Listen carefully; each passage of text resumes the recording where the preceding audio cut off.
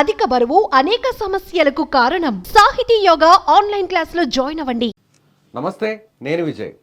Bollywood hero Saif Ali ఖాన్ను దాడి చేసింది ఎవరు? దీని వెనక ఖచ్చితంగా బిష్ణోయ్ గ్యాంగ్ ఉందా? అసలు దీని గురించి మాట్లాడదాం. జనరల్గా ముంబైలోనే ఇలాంటి అటాక్స్ ఎందుకు జరుగుతాయి? ముఖ్యంగా హీరోలపైనే ఈ దాడులు ఎందుకు జరుగుతున్నాయి?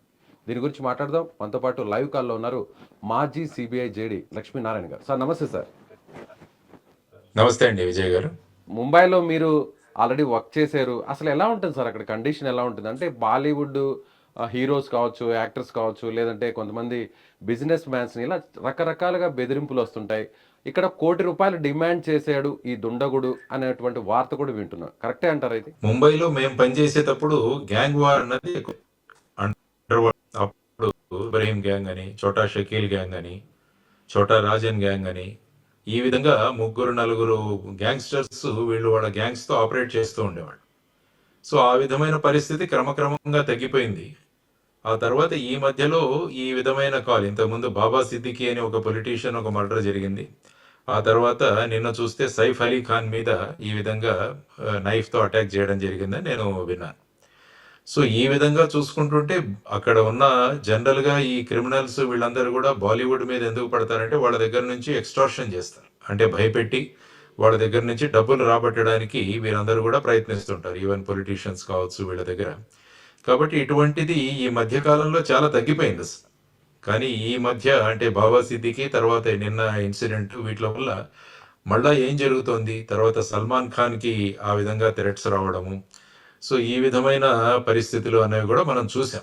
సో ఈ బ్యాక్గ్రౌండ్లో ఈ సైఫ్ అలీ ఖాన్, ఎందుకంటే వారి ఇంటి పరిసరాల్లోనే వాళ్ళ అటాక్ జరిగిందని కూడా నేను విన్నాను. అంటే ఆ వ్యక్తి ఎవరైతే ఉన్నారో వాళ్ళ సీసీటీవీ కెమెరాలో కూడా ఆ వ్యక్తి యొక్క ఇమేజెస్ అవి దొరికాయన్నారు. మరి ఇప్పుడు అతన్ని పట్టుకుంటే తప్ప ఈ విషయంలో ఏం జరిగింది అన్నది, ఆ తర్వాత ఆయనకి ఏదైనా ఫోన్ కాల్స్ వచ్చినప్పుడు అవి చేసి మామూలుగా విశ్లేషణ చేసిన తర్వాత, అనాలిసిస్ చేసిన తర్వాత ఈ కేసు వెనకాల ఎవరున్నారన్నది బాంబే పోలీసులు నిర్ధారిస్తారు. సో ఆ విధంగా ఎంక్వైరీ జరుగుతుంది. ఐ థింక్ లోకల్ డీసీపీ కూడా టీవీలో మాట్లాడినట్టు నేను చూశాను. సార్ ఆల్రెడీ మీరు చాలా కేసెస్ను కూడా మీరు ఛాలెంజింగ్ కేసెస్ అంతా కూడా మీరు సక్సెస్ఫుల్గా సాల్వ్ చేశారు. అంటే ఈ కేసులో చూస్తే ఒక దొంగ ఆ స్థాయిలో అక్కడికి వెళ్ళి అందులోనూ సైఫ్ అలీ ఖాన్ మీద నేరుగా కత్తితో దాడి చేసేటువంటి పరిస్థితి ఉంటుందా? దీని వెనక ఏదన్నా కుట్రే ఉందనుకోవచ్చా? అంటే ఇప్పుడు ఏంటంటే ఆ వ్యక్తి అక్కడికి ఎలా వెళ్ళగలిగాడు? జనరల్గా ఈ బాలీవుడ్ స్టార్స్ ఇంటి ముందు సఫిషియెంట్ ప్రొటెక్షన్ కూడా ఉంటుంది. వాళ్ళు స్వయంగా కూడా వెళుతున్నప్పుడు బౌన్సర్లు ఇలాంటి వ్యవస్థ కూడా పెట్టుకుంటారు.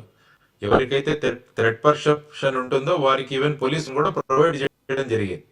మరి ఈ సైఫ్ అలీ ఖాన్ సందర్భంలో ఆయన సెక్యూరిటీ ఏ విధంగా ఉంది అన్నది కూడా వాళ్ళు అనలైజ్ చేయాలి. తర్వాత ఈ వ్యక్తి అక్కడి వరకు ఎలా వెళ్ళగలిగాడు, ఇతను ఏమన్నా ఆ ఇంట్లోనే పనిచేసే వ్యక్తి, అది కూడా ఒక అనుమానం. తర్వాత ఈ ఒక్క వ్యక్తి చేయడం వెనకాల ఇంకా ఎవరైనా ఉన్నారా అన్నది కూడా చూడాలి. ఎందుకంటే ఆ వ్యక్తి యొక్క ఫోన్ కాల్ అనాలిసిస్ కానీ, ఆ వ్యక్తి ఎక్కడ ఉంటున్నాడు, తర్వాత ఆ పరిసర ప్రాంతాల్లో అతని మిత్రులు, డీటెయిల్డ్ ఇన్వెస్టిగేషన్ ద్వారా ఈ విషయం తెలుస్తుంది. సో దానికి పోలీసులు ఆల్రెడీ వాళ్ళు రంగంలోకి దిగారు. వారు ఈ విధంగా అనాలిసిస్ అవన్నీ కూడా చేస్తుంటారు. సో దీని వెనకాల ఏదైనా కుట్ర ఉందా, ఈ కుట్రకు ఆద్యులు ఎవరు, తర్వాత సైఫ్ అలీ ఖాన్ని టార్గెట్గా తీసుకోవాల్సిన అవసరం ఏముంది, ఇవన్నీ కూడా అనలిస్ట్ చేయాలి. చేస్తే తప్ప ఇన్వెస్టిగేషన్లో ఫైనల్గా ఎవరెవరు ఉన్నారు, దీని వెనకాల కుట్ర ఉందా, లేకుంటే ఈ వ్యక్తి మానసిక స్థితి ఏంటి. కొంతమంది ఏంటంటే వార్తల్లోకి రావడానికి కూడా ఇటువంటి ఇన్సిడెంట్స్ చేస్తుంటారు. కొంతమంది ఏదైనా ఈ విధమైన ఒక సెన్సేషన్ క్రియేట్ చేసి దాని ద్వారా తెలియాలి అని చెప్పేసి, ముఖ్యంగా ఈ సోషల్ మీడియా ప్రభావితమైన ప్రస్తుత సమాజంలో ప్రతి ఒక్కరు కూడా వాళ్ళ ప్రామినెన్స్ని, వాళ్ళ ఉనికిని చాటుకోవడానికి ఏదైనా చేసినా పర్వాలేదు. అందుకనే మనం చూస్తుంటాం పిల్లలు స్టంట్స్ చేస్తుంటారు, రకరకాల విన్యాసాలు చేస్తుంటారు.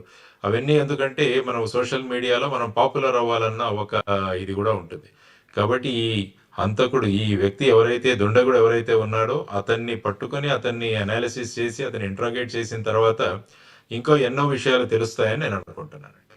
సో ప్రస్తుతం అతనైతే ఎవరైతే దుండగుడు ఉన్నారో అతన్ని పట్టుకున్నారు పోలీసులు. ప్రస్తుతం విచారణ కూడా చేస్తున్నారు. అయితే ఈ విచారణ పూర్తయిన తర్వాత వాస్తవాలు బయటకు వస్తాయంటారా? అంతే కదండి. ఎందుకంటే అతన్ని ప్రశ్నించిన తర్వాత అతను కొన్ని క్లూస్ ఇస్తాడు. ఆ క్లూస్ ద్వారా ఇంకొకరిని దగ్గరికి వెళుతుంది. వారిని పట్టుకున్న తర్వాత మళ్ళా అలా జరుగుతుంది. కాబట్టి మనం ఏంటంటే ఇన్వెస్టిగేషన్కి టైం ఇవ్వాలి. సాధారణంగా ఎలా ఉంటుందంటే మీడియా ఇమీడియట్గా అతన్ని అరెస్ట్ చేశాడు కాబట్టి అతన్ని మీడియా ముందుకు తీసుకొచ్చి వెంటనే అతన్ని చెప్పి ప్రయత్నాలు చేయమని మీడియా కోరుకుంటుంది. అది మీడియా తప్పు కాదు. ఎందుకంటే మీడియా వాళ్ళు వాళ్ళ మీడియా ద్వారా అనేక విషయాలు ప్రజలకు తెలియాలి అని కోరుకుంటారు. కానీ ఇన్వెస్టిగేషన్ దగ్గరికి వచ్చేసరికి మనకున్న విషయాలను వీలైనంత సూక్ష్మంగా పరిశీలించి ఇంకా దీని వెనకాల ఎవరెవరు ఉన్నారు కుట్రదారులు ఇవన్నీ తీసుకోవాలి. ఎందుకంటే ఫైనల్గా పోలీస్ అన్నది మీడియాకు వాళ్ళు అకౌంటబుల్ కాదు, కోర్టుకు అకౌంటబుల్.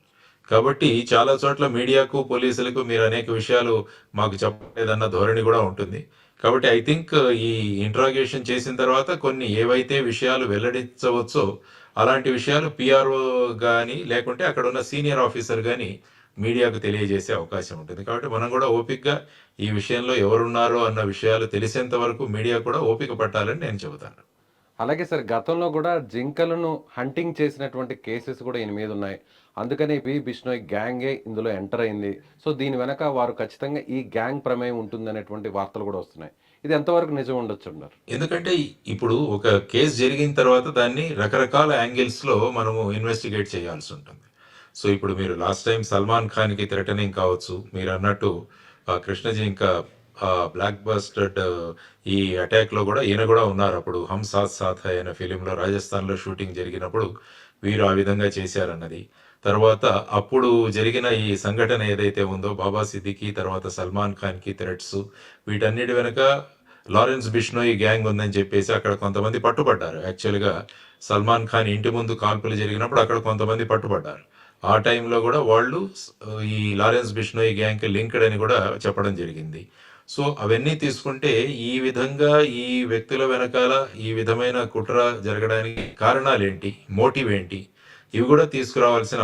అందుకని మీరు అన్నట్టు ఆ వ్యక్తి ఎవరైతే దాడి చేశాడో ఆ వ్యక్తి దొరికారు కాబట్టి ఆ వ్యక్తి స్వయంగా ఇందులో ఉన్నాడా, లేకుంటే అతన్ని ఎవరైనా ప్రోత్సహించారా, లేకుంటే ఏదైనా డబ్బులు ఇచ్చి అతన్ని ఈ విధంగా చేయడానికి ప్రయత్నించారా, అలాగైతే డబ్బులు ఇచ్చిన వాళ్ళు ఎవరు, ఆ విధంగా ఈ లింక్ అన్నది ఎస్టాబ్లిష్ అవుతుంది. సో ఈ లింక్ ప్రతి చిన్న క్లూ ఏదైతే దొరుకుతుందో దాన్ని పట్టుకొని దాన్ని అనలైజ్ చేయాలి. తర్వాత ప్రస్తుతం టెక్నాలజీ యుగం అవడం వల్ల ఈ పట్టుబడిన వ్యక్తి దగ్గర ఫోన్ ఏంటి, ఆ ఫోన్లో ఎవరితో కాంటాక్ట్లో ఉన్నాడు, అతని కాంటాక్ట్స్ ఏంటి, మెసేజెస్ ఏంటి, ఇవన్నీ కూడా పోలీసుల ఇన్వెస్టిగేషన్లో వాళ్ళు చూసి దాన్ని బట్టి వీలైనంత త్వరగా ఈ గ్యాంగ్ను మొత్తాన్ని కూడా ఈ ఇన్వెస్టిగేషన్లో బయటికి తీసుకొచ్చే ప్రయత్నం చేస్తారు. ఇన్ కేస్ గ్యాంగ్ ఇన్వాల్వ్ అయ్యి ఉంటే అసలు యాక్చువల్గా ఈ క్రైమ్కి మోటివ్ ఏంటి, మూలంగా ఇది చేయాల్సిన ఉద్దేశం ఏంటి అన్నదాన్ని కూడా తీసుకురావాల్సిన అవసరం ఉంది. అలాగే మనకి ముంబై అనగానే ఈ దేశానికి సంబంధించి కూడా ఆర్థిక రాజధానిగా మనం చెప్తుంటాం. ప్రపంచ దేశాల్లో కూడా ముంబై నగరానికి ఒక ప్రత్యేక స్థానం ఉంది. కానీ అలాంటి ముంబైలోనే ఇలాంటి అటాక్స్ వరుసగా జరగడాన్ని ఎలా చూడాలంటారు? అదే అన్నాను నేను, మేము ఉన్నప్పుడు ఆ గ్యాంగ్స్ ఏవైతే ఉన్నాయో క్రమక్రమంగా ఆ గ్యాంగ్లన్నీ కూడా ఆల్మోస్ట్ క్లోజ్ అయిపోయాయి. ఈ మధ్య కాలంలో ఈ గత 1 సంవత్సరం కాలంలో నాట్ ఓన్లీ ముంబై, మిగతా దేశాలు చూసినా కూడా, మిగతా రాష్ట్రాలు చూసినా కూడా, ముఖ్యంగా పంజాబ్ ఆ పరిసర ప్రాంతాలలో లారెన్స్ బిష్నోయ్ గ్యాంగ్ వాళ్ళు సుమారుగా 80-90 కేసులు వాళ్ళ అనుయాయుల మీద రిజిస్టర్ అయినట్టు అక్కడ అంటున్నారు. తర్వాత కెనడాలో గోల్డెన్ బ్రార్ అని ఒకతను అక్కడ ఉండి అక్కడ వాళ్ళ ద్వారా వీళ్ళు చేస్తున్నారు. రకరకాల జైల్లో వీళ్ళందరూ ఉన్నారు. లారెన్స్ బిష్నోయ్ తర్వాత వాళ్ళ టీం వాళ్ళు జైళ్లలోంచి ఫోన్లను ఉపయోగించుకొని ఒకరినొకరు కాంటాక్ట్లో ఉంటూ ఈ విధమైన చర్యలు చేస్తున్నారన్నది కూడా మనకు బయటకు వచ్చిన విషయం. మరి వీళ్ళకు ఈ విధంగా ఫోన్లు ఎక్కడి నుంచి వస్తున్నాయి, ఎవరైనా జైలు అధికారులు వీళ్ళతో ఉన్నారా, లేకుంటే ఏదైనా పొలిటికల్ వాళ్ళు కూడా వీళ్ళ వెనకాల ఉన్నారా అన్నది కూడా ఈ విధమైన ఇన్వెస్టిగేషన్లో బయటికి తీయాల్సిన అంశం. కాబట్టి Baba Siddiqui murder investigation already Mumbai పోలీసులు చేస్తున్నారు. దానితో పాటు ఈ మధ్య ఈ లింక్ ఏదైనా ఉందా అన్నది కూడా చూడాల్సిన అంశం. కాబట్టి ఇటువంటి సంఘటన జరగడం అన్నది దురదృష్టకరం. ఎందుకంటే మీరు అన్నట్టు ముంబై ఆర్థిక రాజధాని కాబట్టి మళ్ళా ఈ గ్యాంగ్స్టర్స్ అన్న వాళ్ళు మళ్ళా వాళ్ళ తల ఎత్తుతున్నారా అన్న ఒక డౌట్ కూడా ఏర్పడుతుంది. దానివల్ల ఏంటంటే ఒక అభద్రతా భావం అన్నది ప్రజల్లో కూడా, ముఖ్యంగా ఇండస్ట్రియలిస్టులు, ఈ విధంగా బాలీవుడ్ వీళ్ళలో కూడా వెళ్లే అవసరం ఉంది. కాబట్టి బాంబే పోలీస్ ఇమీడియట్గా ఈ కేసును పరిష్కరించాల్సిన అవసరం ఉంది. దీనిలో సత్యాసత్యాలు ఏవైతే ఉన్నాయో వాటిని కూడా ఒక రకంగా ఇందులో ఉన్న మోటివ్ అది తెలిస్తే, ఉద్దేశం ఏంటో తెలిస్తే దాన్ని బట్టి మిగతా వాళ్ళు చర్యకోవాలన్న దానికి కూడా సులభం అవుతుంది. పోలీసులు కూడా ఏ విధంగా మొత్తం సెంటర్లో ఉన్న హోమ్ మినిస్ట్రీని ఏ విధంగా అలర్ట్ చేయాలి, తర్వాత ఈ లారెన్స్ బిస్టోయి గ్యాంగ్స్ వాళ్ళు ఎవరైతే ఉన్నారో, ఎందుకంటే వారు తిహార్లో ఇక్కడ ఉన్న వాళ్ళని ఫైనల్గా తీసుకొచ్చి ఇప్పుడు గుజరాత్లో జైల్స్లో ఉన్నారు ఈ లారెన్స్ బిష్నోయి వారు. కాబట్టి ఈ గుజరాత్ జైలుకి ట్రాన్స్ఫర్ అవడానికి కారణం ఏంటి, అక్కడ నుంచి మళ్ళీ రిటర్న్ పంపించకపోవడానికి కారణం ఏంటి, ఇవన్నీ కూడా బయటికి తీయాలి. సో ఇవన్నీ బయటికి తీయాలంటే ఒక కేంద్ర దర్యాప్తు సంస్థలు కూడా ఇందులో ఇన్వాల్వ్ అవ్వాలి. మేబీ నేను అనడం ఏంటంటే నేషనల్ ఇన్వెస్టిగేటింగ్ ఏజెన్సీ ఏదైతే ఉందో ఎన్ఐఏ, వారు గనక ముందుకు రాగలిగితే, ఎందుకంటే ఇది కేవలం దేశ పరిమితి కాకుండా దేశ సరిహద్దులు కూడా దాటి ఎక్కడైనా విదేశాల్లో ఉన్నవారు కూడా దీని వెనకాల ఉన్నారు అని చెప్పేసి అప్పుడు బాబా సిద్దికి మర్డర్లో వచ్చిన కొన్ని అంశాలు. కాబట్టి ఆ కేసుకి ఈ కేసుకి ఎలాంటి సంబంధాలు ఉన్నాయన్నది తీయాలంటే ఒక నేషనల్ లెవెల్లో ఉన్న ఇన్వెస్టిగేటింగ్ ఏజెన్సీ ఏదో సిబిఐ కానీ ఎన్ఐఏ కానీ ఇందులో ముందుకు రావాలి అన్నది నేను జనరల్గా అంటాను. ఎందుకంటే ఈ కేసు యొక్క వ్యాప్తి, తర్వాత ఈ జరుగుతున్న సంఘటనల ఆధారంగా. సార్ జనరల్గా కూడా అంటే అక్కడ ముంబైలో కూడా ఈ గ్యాంగ్స్టర్స్ పొలిటీషియన్స్ని కావచ్చు, లేదంటే సినిమా స్టార్లను, అలాగే వ్యాపారవేత్తలను పదే పదే బెదిరిస్తుంటారు. వాళ్ళ దగ్గర నుంచి కిడ్నాప్ చేస్తామని చెప్పి కొంత డబ్బును కూడా తీసుకుంటుంటారు. ఇదంతా కూడా రెగ్యులర్గా జరిగేటువంటి కల్చరు. కొన్ని విషయాలు బయటకు వస్తున్నాయి తప్ప మిగతావి అసలు బయటకు కూడా రావట్లేదు అనేది బయట చెప్తున్నటువంటి మాట. ఇది కరెక్టేనా? అలాగే జరుగుతూ ఉంటుంది ముంబైలో? అంటే అదే అన్నాను, మీరు ఇంతకు ముందు ఇప్పుడు 92, 94 ఆ సమయంలో మేము అక్కడ పనిచేసేటప్పుడు నేను 96లో అక్కడికి వెళ్ళాను. ఆ టైంలో ముఖ్యంగా 90 నుంచి ఈ చర్యలు చాలా ఎక్కువయ్యాయి. ఆ తర్వాత ప్రభుత్వం కూడా మేల్కొంది. ఆ తర్వాత స్పెషల్ టాస్క్ ఫోర్స్లు ఏర్పాటు చేసి వీళ్ళని చాలా మందిని అరెస్ట్ చేయడం జరిగింది. తర్వాత కొన్ని చోట్ల పోలీసుల మీద ప్రతిదాడులు చేసినప్పుడు వాళ్ళని ఎన్కౌంటర్స్ కూడా జరిగాయి. అక్కడ చాలా మంది గ్యాంగ్స్టర్స్ ఎన్కౌంటర్లో కూడా వాళ్ళు చనిపోవడం జరిగింది. తర్వాత ముఖ్యంగా చోటా రాజన్ ఎవరైతే అతను బ్యాంకాక్లో ఉండి ఆపరేట్ చేసేవాడో అతన్ని కూడా ఇక్కడికి తీసుకురావడం జరిగింది. అఫ్ కోర్స్ దావూద్ ఇబ్రాహిం అయితే వెళ్ళిపోయి కరాచీలో ఉన్నారన్నది ఒక విషయం.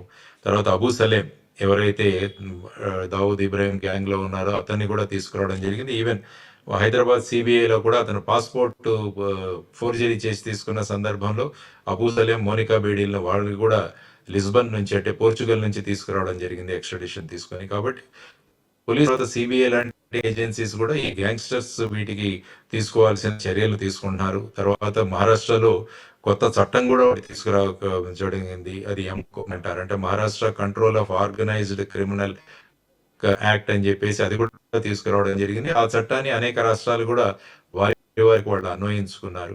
సో ఈ విధంగా పోలీసు విభాగం నుంచి తర్వాత ప్రభుత్వం నుంచి కూడా ఇటువంటి చర్యలు వ్యాప్తి చెందకుండా అనేక ప్రయత్నాలు జరుగుతున్నాయి. చూద్దాం ఈ కేసులో ఈ పట్టుబడిన వ్యక్తి నుంచి ఇంకా ఎలాంటి సమాచారం దొరుకుతుంది, ఆ తర్వాత వారి వెనకాల ఉన్న ఎవరైనా ఉన్నారు, ఈ షడ్యంత్రం రచించిన వాళ్ళు ఎవరైతే ఉన్నారో ఇవన్నీ కూడా బయటకు వచ్చే అవకాశం ఉంటుంది. సో ఫైనల్గా ఒక క్వశ్చన్ సార్, ఇప్పుడు ఆల్రెడీ ఈ కేసుకు సంబంధించి ఇన్వెస్టిగేషన్ ఆఫీసర్గా ఎన్కౌంటర్ స్పెషలిస్ట్ దయా నాయక్ కూడా ఆయన ఇన్వాల్వ్ అయ్యారు. అంటే ఎన్కౌంటర్ జరిగేటువంటి అవకాశాలు లేకపోలేదనుకోవచ్చా? అలా కాదు. అప్పుడు ఏంటంటే కొంతమందికి ఆ విధంగా వాళ్ళు కొన్ని ఎన్కౌంటర్లో వాళ్ళు ఉండడం వల్ల ఆ ఎన్కౌంటర్ స్పెషలిస్ట్ అని మీడియా వాళ్ళకి పేరు ఇచ్చారు. దయానాయక్ కావచ్చు, తర్వాత ఇంకా మిగతా కొంతమంది అక్కడ ఉండేవాళ్ళు, ఇన్స్పెక్టర్ విజయ్ సాలస్కర్, ఇలా రకరకాల వాళ్ళు ఉండేవాళ్ళు అక్కడ. సో వారందరికీ ఆ విధమైన పేరు వచ్చింది. ఎందుకంటే వీళ్ళు ఇన్వెస్టిగేషన్లో నిష్ణాతులు కాబట్టి. ఈ విధంగా వీరు ముఖ్యంగా దయానాయక్ లాంటి వాళ్ళు బాలీవుడ్ మీద వచ్చిన ఇటువంటి చర్యలు కానీ, ఈ విధంగా థ్రెటనింగ్ కాల్స్ కానీ, వారు ఇంతకుముందు వాళ్ళ అనుభవంతో ఈ వ్యక్తిని ఇంట్రాగేట్ చేయడం ద్వారా వారికి ఉన్న అనుభవంతో వారు త్వరగా ఈ విషయాలు ఎలా జరిగాయి అన్న దాని గురించి అంచనా వేయగలరని ఎక్స్పర్ట్స్ ఎవరైతే ఉంటారో వాళ్ళని కూడా ఇంక్లూడ్ చేయడం జరుగుతుంది. ఆ విషయంలో దయానాయక్ గారిని కూడా ఇందులో తీసుకురావడం జరిగి ఉంటుందని నేను అనుకుంటాను. Right sir, thank you so much. Thank you. నమస్కారం.